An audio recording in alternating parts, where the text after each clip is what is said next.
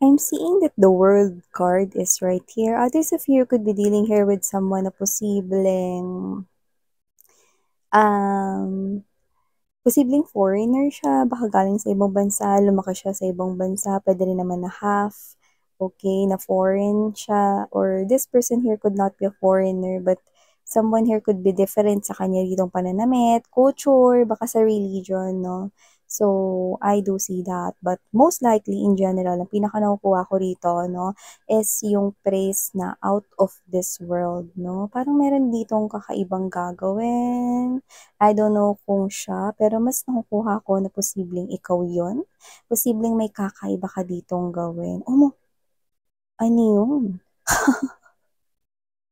Ano yung gagawin mo na yan? Na out of this world, no? So, whatever the case may be, mukhang itutuloy mo yan. Yun yung energy, eh.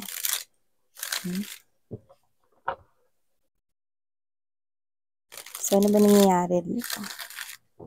Oo, itutuloy mo yan. With the Six of Pentacles energy, no, tuloy na yan, no? Pero parang with that kind of praise out of this world, it looks like this is something here na posibleng hindi usual. Out of normal. Yan, no? So, ano ba yun? Alamin natin yung mga babes. Yan. Pati tuloy ako ni intrigue rito. O parang sinasabi niyo rito na nakasugal rito yung future ninyo. Wow! So, alamin natin. Nakasugal ang future ko dyan is, kaya siguro susugal ka rin dito, kaya pala out of this world. Yan. Alamin natin.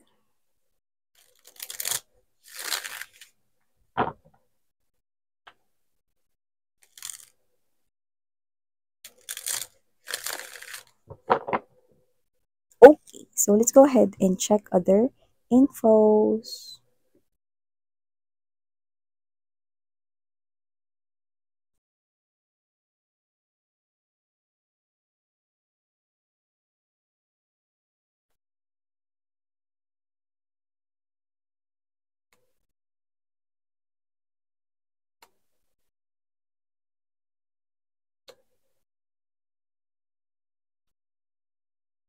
Oh, ay, teka.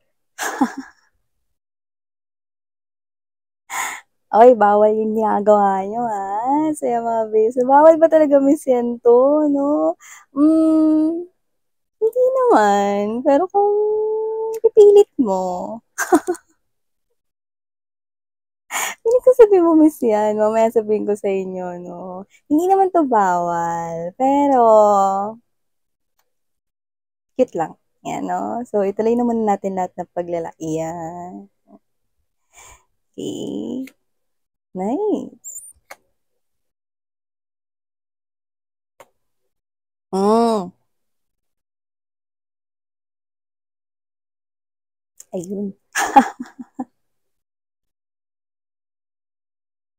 Nauna ka pa. Yan. Okay. Okay. So, nagpapakita sa atin tong next. So, let me just see. Okay. Okay. So, before we start and before ko i-reveal sa inyo ano ba ibig ko sabihin doon, let me just greet everybody.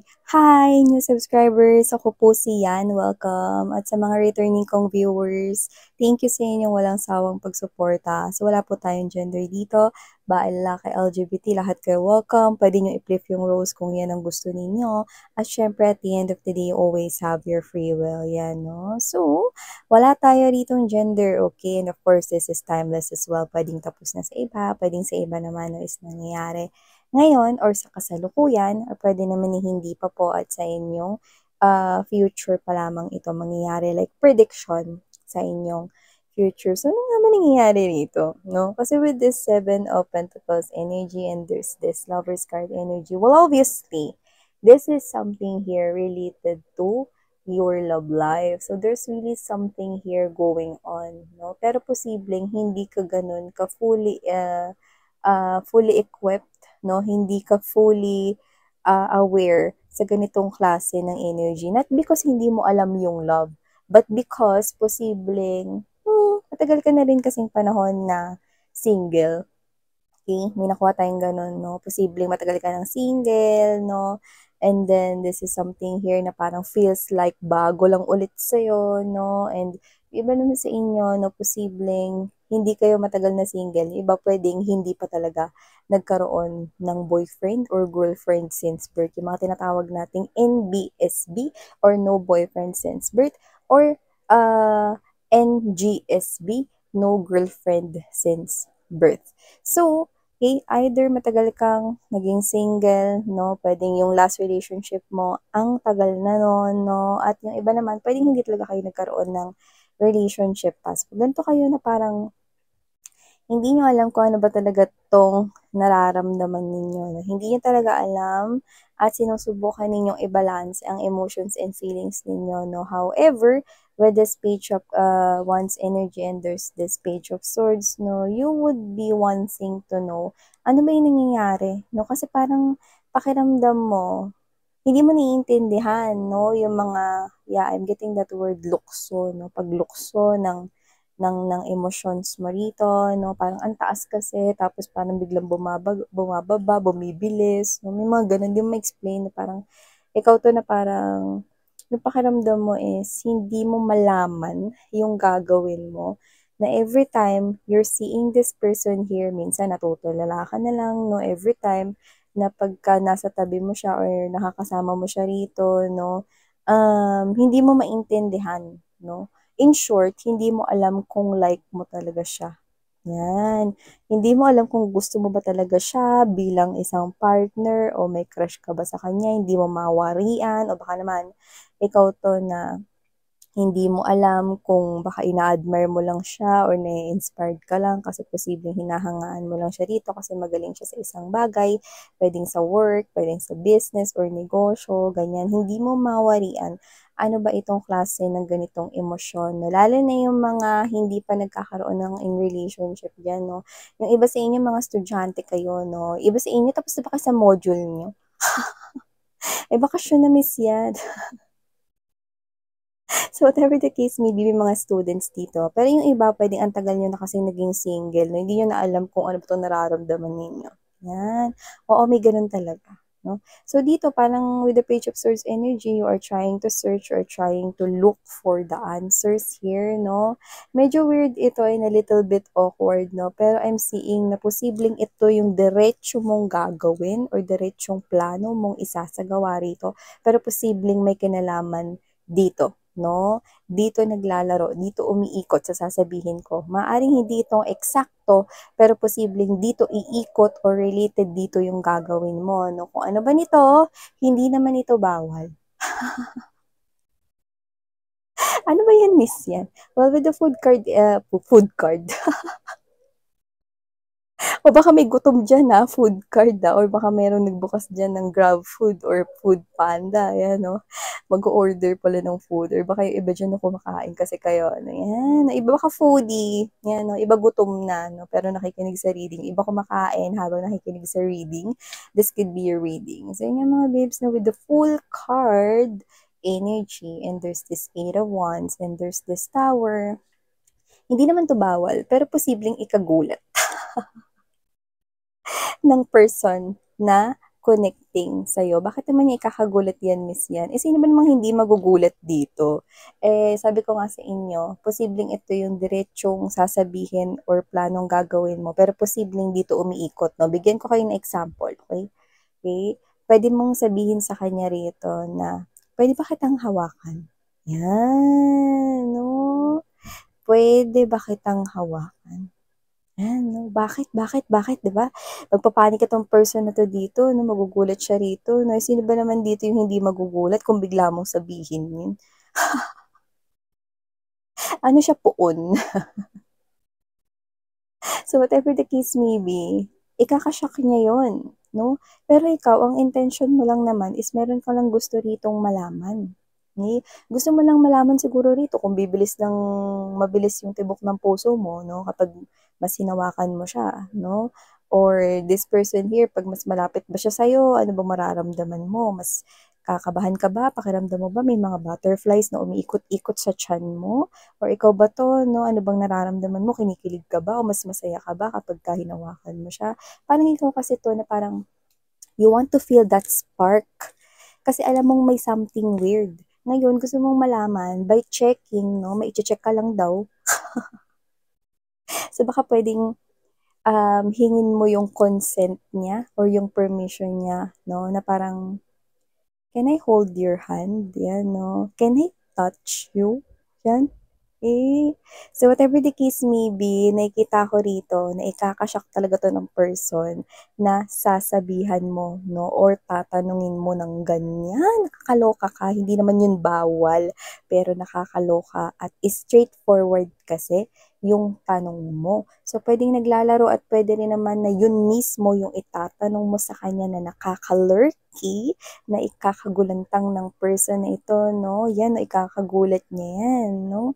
So whatever the case may be, gusto mo kasing masagot lang rito 'no, yung mga iniisip mo, yung mga question marks mo dito with the Six of Coins energy and there's the Seven of Cups. Yung mga question marks mo na what's really going on sa'yo, kasi parang naguguluhan ka, hindi mo alam kung like mo ba talaga 'tong person na 'to or hindi, and you want to check kung like mo talaga siya 'no. And I think meron ka ritong way na parang it's a little bit awkward but at the same time, this will help you know the answer to that specific question of yours. So, nakikita ko dito mga babes, na ano man yung specific question na yan, alam mo kung bakit mas magugulat yung person na tatanungan mo ng gano'n? Kasi meron din siya ritong gusto sa inyo. So, sino ba talaga sa inyo ang mas bibilis ang tibok ng puso? Parehas. When you get closer and closer together, no, or sa each other, no, there's that spark, no? Ikaw i-check mo kung ano yung feelings mo para sa kanya, kung like mo ba siya by holding his or her hands. Okay, what else? Baka mas higit pa dun. Baka kiss, diba? Kiss, hug.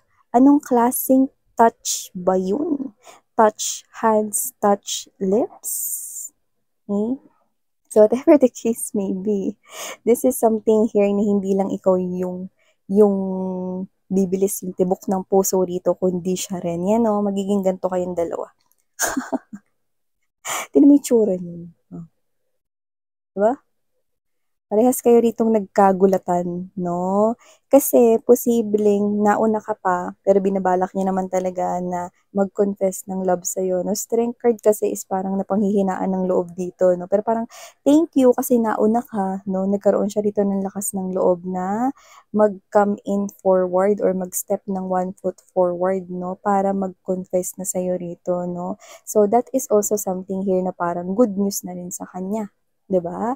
So nakita ko rito na parehas kayong magugulat 'no, na nagulat siya kasi hindi naman siya slow. Kaya mo iche-check kung may gusto ka rin sa kanya, ibig sabihin kasi like mo siya, 'di ba? At ikaw naman nagulat ka kasi yung bilis ng tibok ng puso mo rito 'no, napatunayan mo na at napapatunayan mo rito na gusto mo talaga siya.